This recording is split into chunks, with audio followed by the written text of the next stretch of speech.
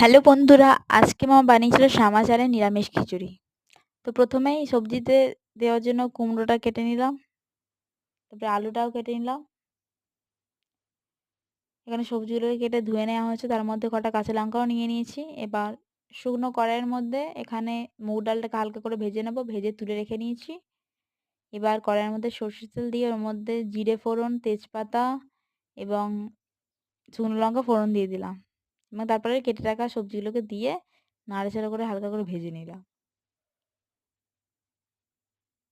ভেজে নেওয়ার পরে এখানে নুন এবং আদাটা পরিমাণ মতো দিয়ে দিলাম এবং দিয়ে দিলাম হলুদ গুঁড়ো এবং ধুয়ে রাখা মুগ ডালটাও দিয়ে দিলাম, দিয়ে নাড়াচাড়া করে নিলাম।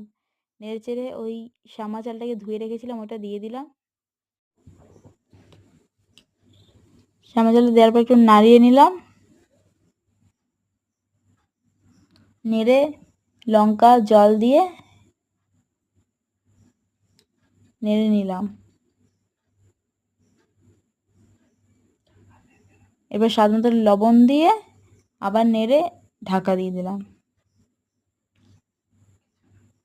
কিছুক্ষণ পর ঢাকা খুলে দেখলাম যে একটু বাকি আছে, তো আবার ঢাকাটা দিয়ে দিলাম।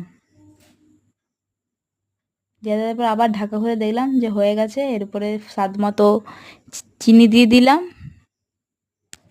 চিনি দিয়ে নামিয়ে নিলাম কড়াইটা। আর অপর দিকে হাতার মধ্যে একটু জিরে গুঁড়ো করে ভেজে নিয়ে গুঁড়ো করে দিয়ে দিলাম খিচুড়ির মধ্যে, এতে স্বাদটা আসবে সুন্দর। এবং চামচের ঘি দিয়ে দিলাম 1 চামচ,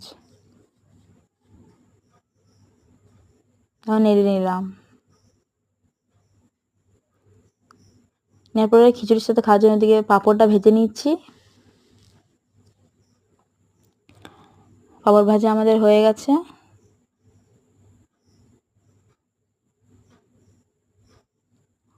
তো এখানে খিচুড়ি, পাঁপড় এবং আম রেডি। তো আজকের মতো টাটা।